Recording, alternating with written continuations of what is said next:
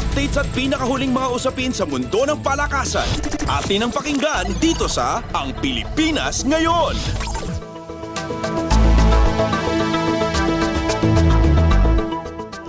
Bagsak sa isang drug test si Justin Brownlee na naging susi ng Gilas Pilipinas sa kanilang unang gintong medalya sa Asian Games Basketball simula pa noong taong 1962.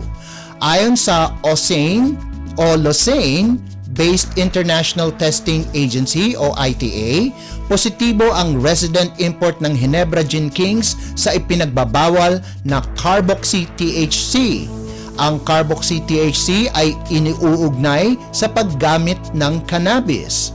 Sinabi ng ITA na kinuha nila ang sample noong nagkaroon sila ng in-competition anti-doping control sa Asian Games sa Hangzhou noong ika-7 ng Oktubre.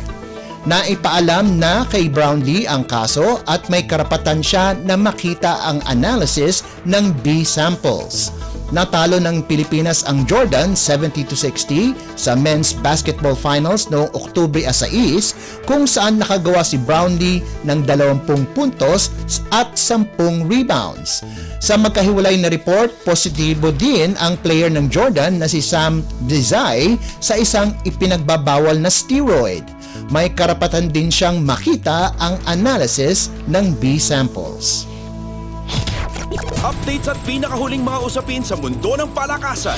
Atin ang pakinggan dito sa Ang Pilipinas Ngayon.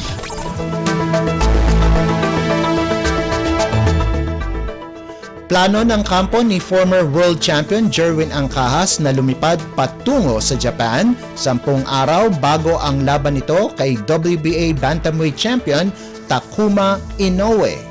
Kailangang masanay sa klima sa Japan si Angkahas bago ang laban nito kay Inoue sa Nobyembre 15. Kasalukuyan nagsasanay sa Las Vegas ang Pinoy Pug kasama ang kanyang manager-coach na si Joven Jimenez. Nakatakdang harapin ni Angkahas ang kapatid ni Japanese superstar Naoya Inoue na gaganapin sa 20,000-seater Yogoku Kokugikan National Sumo Arena sa Tokyo. Sinabi ni Jimenez na inaasahan niyang ibang-iba ang klima sa Tokyo kumpara sa Las Vegas. Ito na ang unang title fight ni Angkahas simula pa noong natalo siya kay Fernando Martinez sa kanilang rematch noong Oktubre taong 2022. Updates at pinakahuling mga usapin sa mundo ng palakasan. Atin ang pakinggan dito sa Ang Pilipinas Ngayon.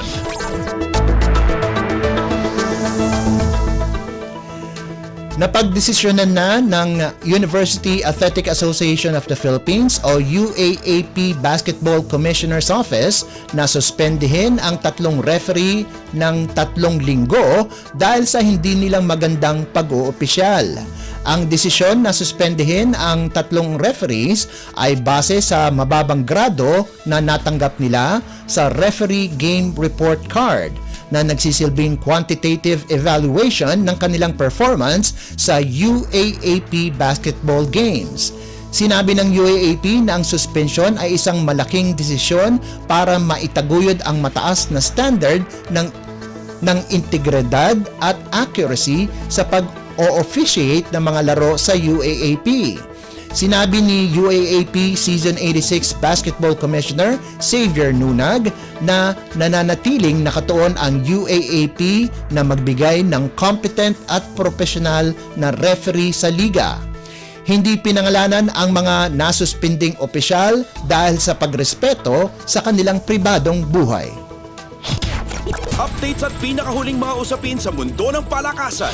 Atin ang pakinggan dito sa Ang Pilipinas Ngayon.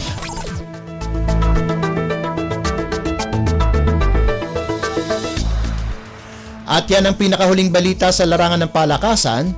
Para sa Radyo Pilipinas World Service, ito po si Leo Magpayo. Magandang araw. Updates at pinakahuling mga usapin sa mundo ng palakasan. Atin ang pakinggan dito sa Ang Pilipinas Ngayon.